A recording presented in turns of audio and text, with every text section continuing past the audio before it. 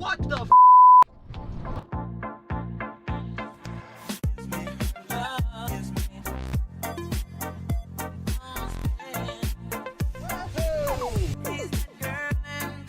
All right, I'm here at Copart picking up what is probably the most expensive Cimarron that has ever sold at Copart.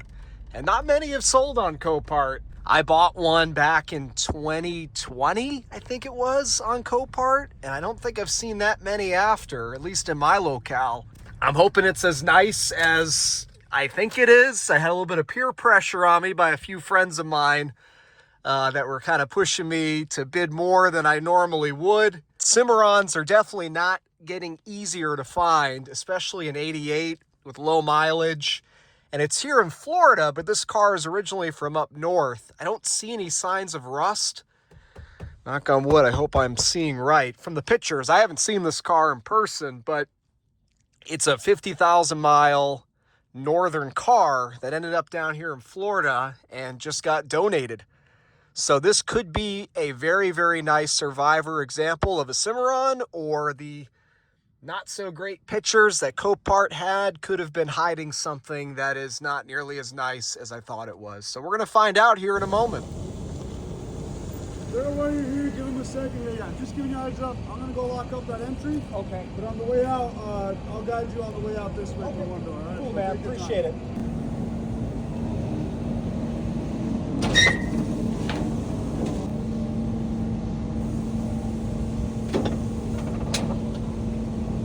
One of the guys working here approached me a second ago, said they're locking up. He's going to guide me out. So I'm going to get this strapped down. We'll take it outside and I'll take a better look at it. I already see lacquer failure here on the, or maybe it's been repainted. Basically the entire car. Not a good start. All right, forgive the background noise. I'll try to speak up, but I want to get my raw reaction. And you can see I'm just outside of Copart. They just guided me out because they're closing up. I was the last appointment of the day. I hope my sentiment on this car changes from what I've seen in the brief amount of time I looked at it. I'm already not happy with the purchase for what I paid. So I was the high bidder at $1,550. With fees, that put me at $2,098 out the door. A lot of money for a Cadillac Cimarron, or any J car for that matter. While these cars have a bit of a cult following now, they are not outrageously expensive. This is a clean title donated car. It looks like it's a one owner. It's tough to tell in the Carfax, especially something from the 80s. The Carfax doesn't go all the way back. But it appears to be a one owner that was brought down here by a snowbird from Ohio. And, now it's been donated. Some of you in the comments who don't watch my channel regularly are already going to be commenting, those were the worst Cadillacs. It's a Cadillac. Well, I never claimed that they were good Cadillacs. I just love J cars. I'm a Cadillac guy. It's a gimmick car. It's a fun car to own. They get all kinds of reactions. They're actually really fun to drive, especially these later variants. This being the last year, it's got the 2.8 with even a little more power and a more European suspension than the earlier cars. I say that European lightly, but this was actually meant to compete with the 3 Series BMW. This was GM's response to the threat of imports coming in. These little Japanese cars, little German cars that were starting to kick the American car market's rear in the late 80s. And, the Cimarron came out, I believe it was 82 or 84. But regardless of that, that was the idea behind this car, to create a small Cadillac that could compete with those cars. But in GM fashion, they parts binned it. They literally took a Cavalier and dressed it up. But again, I'm not the guy that bought this car brand new back in 1988 that paid a premium for a Cavalier. I'm the car guy of today that loves these cars, thinks they're unique, thinks they're funny. You can see I'm a big Cadillac guy. I got just about every single model made in the past 30, 40 years.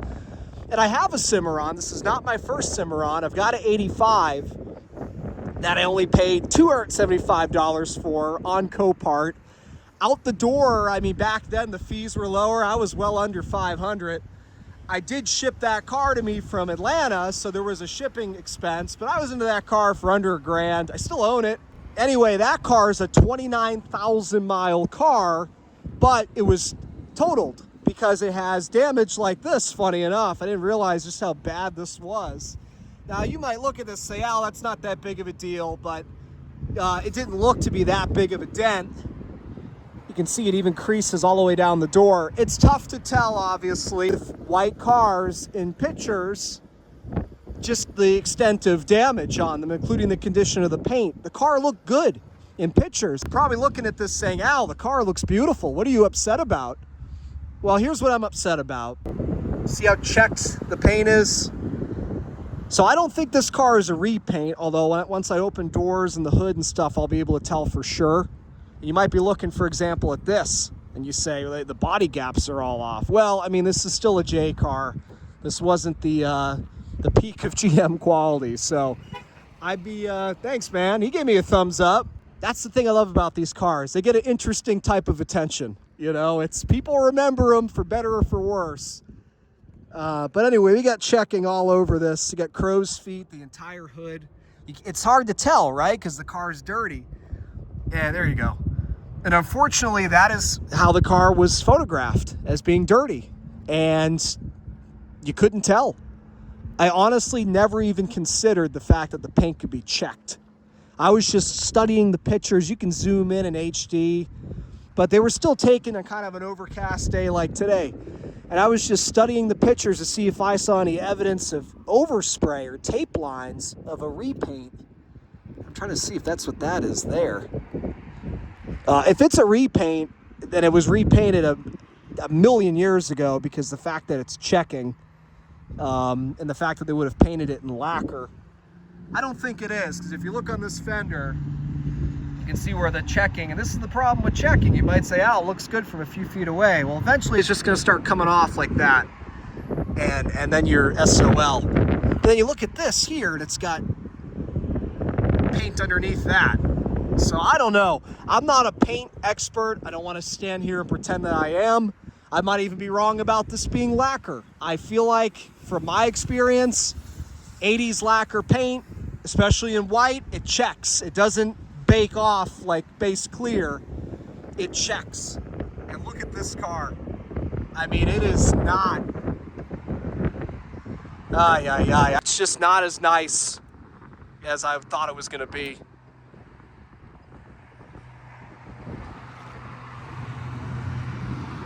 I don't see any evidence of a respray, in my unprofessional opinion. So that's probably the original paint going to hell. I won't keep dwelling over it. People start to get annoyed in the comments saying, oh, we've heard enough. The interior, I gotta say, looks even nicer than I thought it was, which that's a relief, because I thought the dash was starting to split on the passenger side, and I don't see that now. And look at these seats. Again, these were not made of the finest materials, these cars.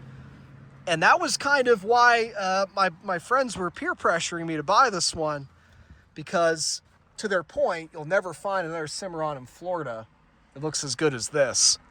Most of these cars, if they were down here, just got absolutely roasted by the sun. I don't like that the temp gauge is at 220. That's not out of range, but I hope this thing's not overheating and somebody just had it idling out there. So this is supposed to be a run and drive. The picture showed it running. You got the Mrs. who? Mrs. Wharton. Oh, cool. This is actually the original selling dealer, I would assume. Wharton Cadillac Olds, Jeep and Eagle. Some of you might not even remember those, or at least Eagle anyway. Obviously, Jeep's still around. Let's see if it is, in fact, a run and drive. I mean, I'm not going to put it in drive right now. I've already got it strapped down, but got battery power.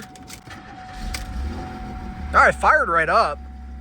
It sounds like a typical 2.8. Maybe it got a slight exhaust leak somewhere. These are very reliable engines. Why is this thing having a stroke? What is it, dude? What the heck? Why is this thing stroking out? We're in park. Is parking brake on? That might be it. Wait a minute, here I am looking for a foot brake.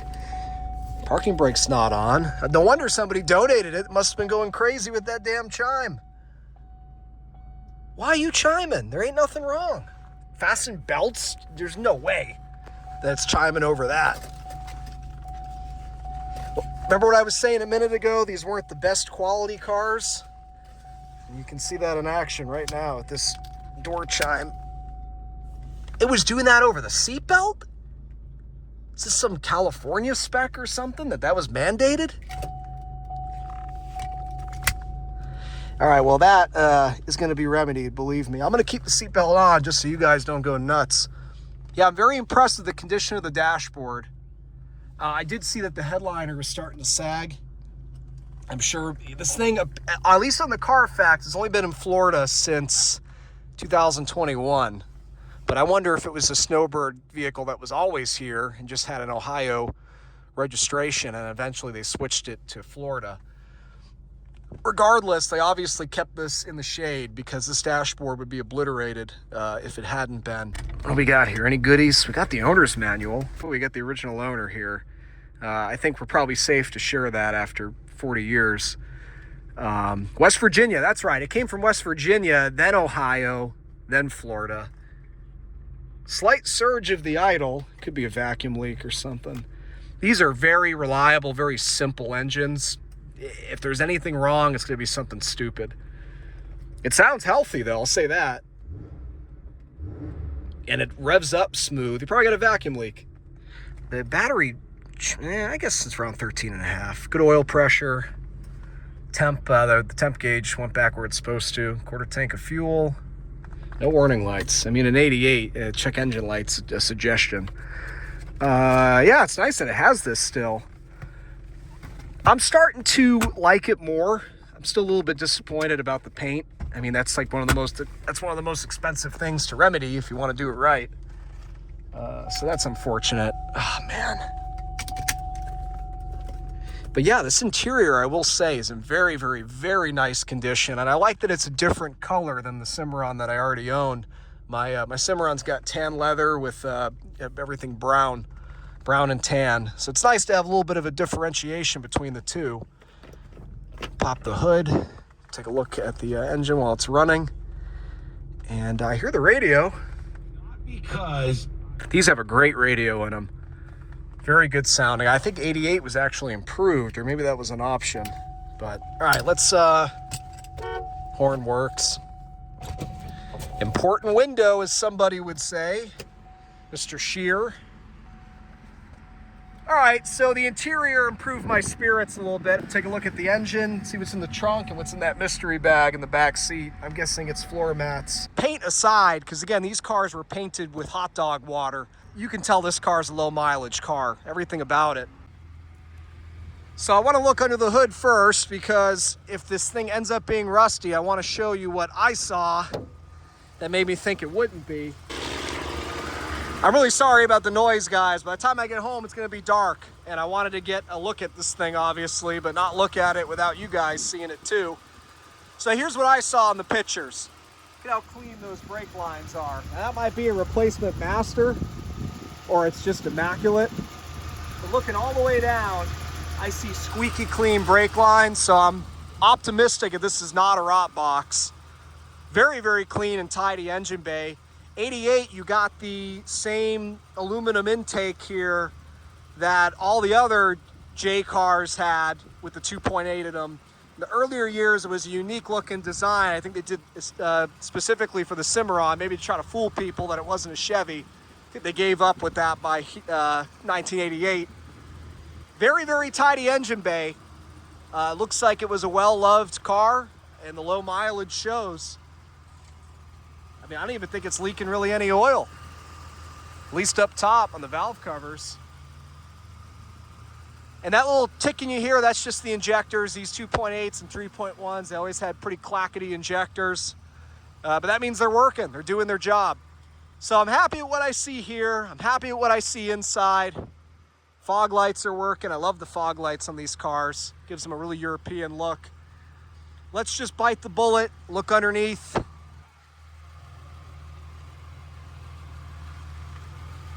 A little oily, but this thing is spotless. Don't tell the EPA. It wasn't me. That sucks. You know, I really prefer when these cars are unmodified in that regard. For one, the exhaust is gonna stink, and then the car is gonna be a little bit louder than I want it to be. It's still a Cadillac. This isn't a Z28. That explains why it's so loud. I don't think it's got an exhaust leak. It's just going catless. Hear that? Not crazy about that, to be honest with you. I mean, and this work is just abysmal. I need a catalytic converter, and I mean, I guess that's fine. I see a nice shiny fuel filter and fuel tank. So my guess would be at some point this had a tank drop and replacement and a pump. To explain why the miles are so low, if this thing had been off the road for years and years. It's a clean car. I'm grateful to see that.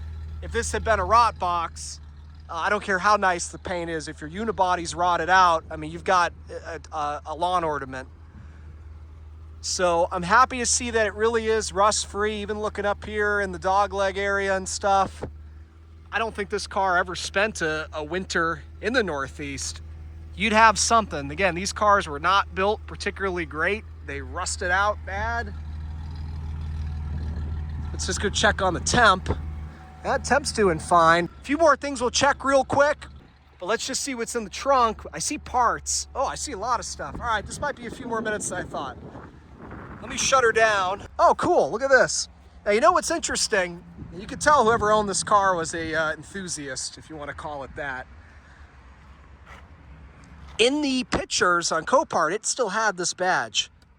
I don't know what happened to it, and I figured, you know, it ain't anywhere out in that yard, not without being ran over by a forklift or 10. So I didn't even bother trying to go look for it. They brought it from about a mile away in the yard. But the good news is, we've got a replacement one. So the guy must have known that that was going to be falling off. And we've got more, I've got a lot of this stuff at home, actually, but I guess now I've got one for each of my Cimarrons. So pretty neat to have that. It's just yeah, it's just a brochure. Yeah, here's the baby Eldorado. There's your baby DeVille. Say baby because they were really downsized. But the interiors were actually about the same size as the cars they replaced. Fun fact. One of my favorite Cadillacs ever made. Trying to make this too long. There's the baby Seville. These cars are gorgeous in two-tone like that. Got one of these big dumpsters on wheels. I'm only saying that to piss off Anthony. And here's the most beautiful Cadillac ever made. 4.9. Oh, it was a 4.5 then. All right, what else we got? We've got the service manual. You know what's so weird? My 85 came with the service manual as well. So I've got two service manuals. I don't even have service manuals for most of the cars I actually need them for. This guy was definitely an enthusiast of the Cimarron because everything's in here. He has this cutout from a magazine. Where's this? Virgin Islands? Bermuda. Yeah, I got the service manual. That's cool that both of them have it. Although these cars are extremely reliable. You really don't need it. I have got some extra ignition wire here. It didn't seem like it needs them. I guess maybe he was planning ahead. And what the heck is in here? I got to cover this up because it's got this dude's name on it. Oh! Oh! This is a catalytic converter. All right. That makes me happy. A little money saved right there. So this guy was like me. He didn't like this thing being straight piped either. I guess he just never got around to it.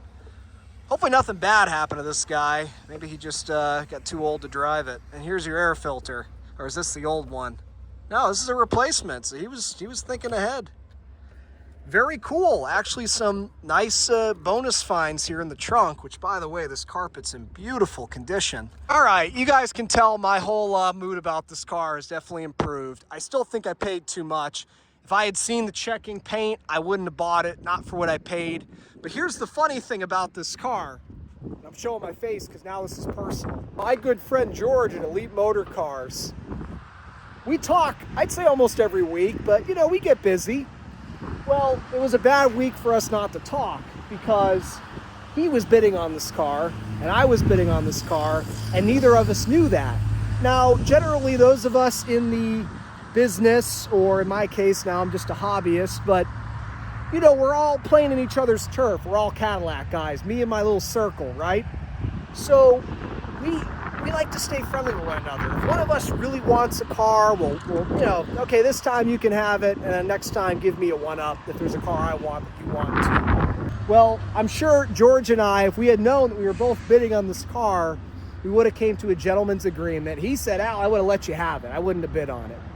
Well, we hadn't talked that week. And so George and I were both bidding on this car, and I was getting frustrated, and come to find out, so was George, thinking to myself, who the heck else wants a Cadillac Cimarron as bad as me?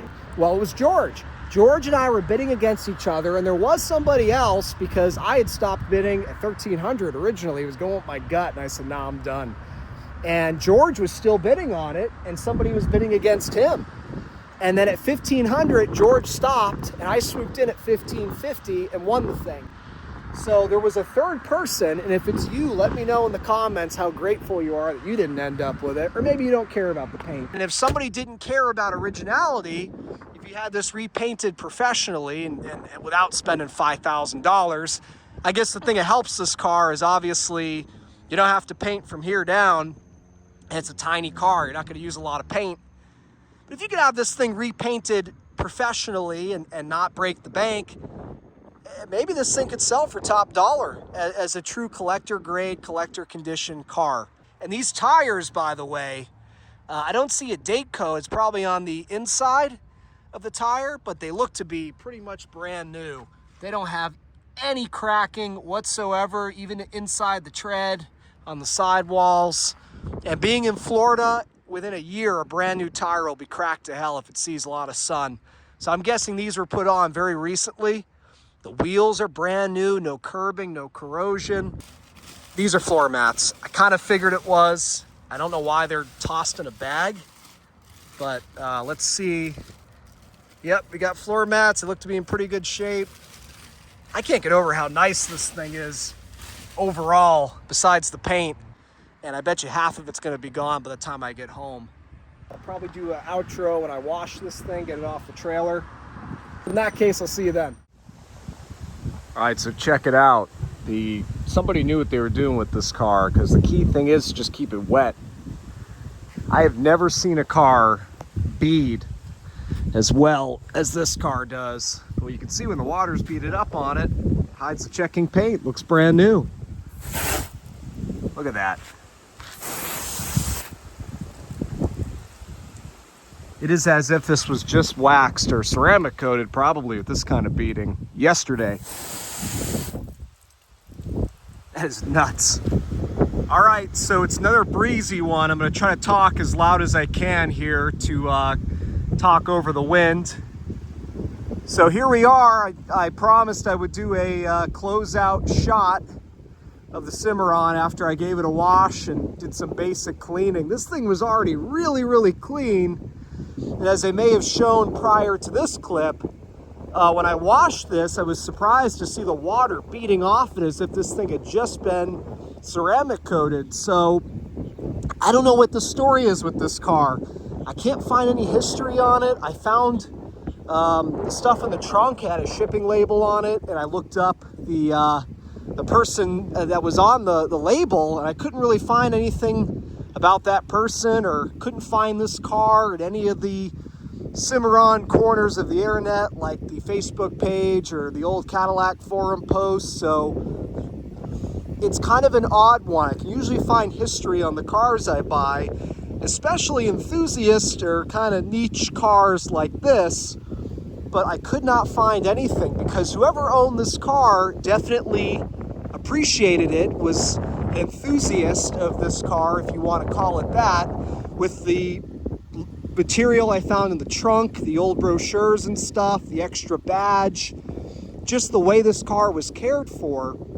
Now, what's happening with the paint, that's not necessarily the previous owner's fault. It's just these cars were painted with poor paint, would be my assumption, or it's just the aging of the vehicle. It's almost 40 years old. But even then, they obviously tried to preserve this car by ceramic coating the hell out of it, I guess to stop the aging of the paint. My other theory was that maybe when this was donated to charity, which is, I bought it from a charity through Copart, maybe that particular charity has the cars detailed before they go to Copart, because this seems like it was just detailed. Or maybe the person who donated it wanted to make the car as nice as possible before it went to charity, thinking that the charity was going to, give the car away, or whatever the case may be. I think this thing was literally just detailed because the floor mats were in a bag in the back seat, which normally that's what happens when you have your car detailed. When they're doing your actual carpets, they'll clean your floor mats, but then they'll move them out of the way, and they'll leave them out of the way so you can see the end result of them doing your carpets. It's obvious this was not somebody's beater. Somebody owned this car because they wanted to own it, and I find it so weird that they donated it. I mean, the name that I found on the shipping labels in the box comes back to a guy that's 49 years old. So I don't think this was a situation of a estate death or someone who, stopped driving due to old age. It really is a mystery. So if you are the previous owner of this car, or you know of this car from seeing it somewhere at some point, I'd be curious to hear in the comments why this car was donated. Maybe it was donated because the paint started checking and whoever owned it was a perfectionist and said, geez, I don't want to have a car with checking paint. But I'll tell you what, when this car is clean, as it is right now, it's very, very presentable. The checking is only noticeable up close. I'm sure you guys can tell that my attitude toward this purchase has changed. I'm very happy with the car. I don't regret buying it. I don't even care what I paid for it. You can't be picky as someone who wants to have a Cimarron because there's not that many of these things left, especially 1988, which was the last year and the best year. You got the composite headlights in the front. This is the 87 to 88 front end. Maybe they had this, I think, in 86 as well. But it's a really good looking front end. And the suspension was different in 88. And the engine is a little more power in 88. So if you're going to have a Cimarron, this is the year that most collectors want. And look at the interior. All I did was go around and armor all everything just to help protect all these surfaces from the UV rays here in Florida. Now, I haven't even done the seats. I wanted to get out here and film this while there was still some sun. It's that time of year where the sun's starting to set earlier and earlier. But this car, despite its checking paint, I want to preserve it the way as well as I can. I don't want to repaint this thing right now. It still looks very presentable. If you're going down the road, I mean, this looks like a 10 out of 10 car. In a car show environment, maybe some people can appreciate the fact that it's original and it's got some patina, but this is still very presentable and good enough for me. And I want to keep it this way as long as I can before having to inevitably someday repaint this car. So it's going over to my storage after I film this, where it'll be undercover. Fortunately, when I washed the car, I actually washed it twice. I washed it last night because I was dying to see how it would look. And I had to wash it again today because with all this wind, there was a bunch of dirt that blew all over it. And the paint's holding on. It really isn't coming off. There was a couple of spots where a little bit of it flaked off into the sponge, but overall, the paint is still staying on the car. This door, I actually took the door panel off earlier today. By the way, I keep meaning to bring this up. I don't know what this, I'm wondering if this is, because this car, I picked it up out of West Palm. I'm wondering if it's like West Palm Cadillac Club or something. They have Oldsmobile too. Because the selling dealer of this car was Wharton. Maybe that was Wharton? Wharton, I don't know. If you guys know what this is, if it's a car club, which is what I think it is, let me know. But it looks great on there. It goes nice with the red stripe and the red body molding stripe. But I pulled this door panel off earlier to see if I can access this dent. And I can. There's a little bit of the structure of the door in there, but I can get my hand behind it. And I was starting to push on it a little bit, but with something like this, you got one shot to get it right, or you can potentially make it worse. And I have somewhere, I've got a PDR kit. Until I've got that kit, I don't want to mess with it. At least I know I can get in there and kind of work that dent out. You'll never get it 100% because there's a little bit of a crease right here, but just to get this more flush, and not have this big gap here. And then obviously someday when the car gets painted, then you can make it 100% with some body filler. But you can see, you can hear, this thing will just sit and run all day long. Last night it was running a little bit funny at times, surging. It seems to be doing a lot better today. I don't know why that is. I haven't really looked into anything. I will say that this car, when you look at the Carfax, the last event on it was when it was titled in Florida in 2021, and it had like maybe 100 or 200 miles less on the odometer. Oh, looking on the wrong place. Than it has now. So it could just be a case of this car's been sitting around. Maybe the gas is a little bit funky in the tank. I don't hear any obvious vacuum leaks, but again, I haven't really dug into anything. I may end up finding a vacuum leak, but it's running great right now. It's not having any trouble. By the way, I checked the oil last night. The oil is clear, as if it just came out of the bottle. So it's so strange to me that this car looks like it was just detailed, just serviced, and then promptly donated. I don't know. Point is, I am now very happy with this purchase. Don't get me wrong, would I prefer the paint not be checked? Of course. That would have made this an absolute diabolical steal of a deal. I think I still did pretty good for around $2,000 out the door. I've got a 50,000 mile 88 rust-free, otherwise immaculate car with brand new tires. It drives perfect, it runs pretty damn well. You'll be hard pressed to find a Cimarron, especially one in the South, with an interior this nice. This side here is really in good shape. There's way less checking on the paint over here. There is, it's ever so slight, but obviously the driver's side must have saw more sun, or I don't know what causes the checking, to be honest with you, if it has to do with sun or age. But this side really is presentable besides that cracked filler. And that's another thing. Fillers are unobtainable for these cars. I got lucky when I bought my other one that there happened to be a car in the junkyard in West Palm Beach that had fillers. I was doing some digging on the Facebook group, Cimarron Facebook group last night, and there's a couple guys in there that have had success 3D printing new fillers for these cars, so maybe something I start to look into and at least replace this one and have the other ones ready to go on. That would probably all get done at the same time this car would get painted, but I'd like to at least do something with this one in the short term. Maybe I can rig something up to kind of fill in this void here. If this bottom part's okay, just repair the top, because I feel like that looks even worse than the checking paint. If I fix that filler, I think this car is cars and coffee ready. Anyways, I don't want to make this too long, but as I do things to this car, I'll definitely post an update video. I think it will be a little while before I do. Like I said, I don't plan on painting it anytime soon. I just like to fix that filler. Thanks for watching, guys, and keep an eye out for the next one. I'll tell you what, it's a nice, tight feeling car in the sense of low mileage. Steering's tight, suspension's tight. I don't hear anything clunking. Shift. Yeah, nice shift.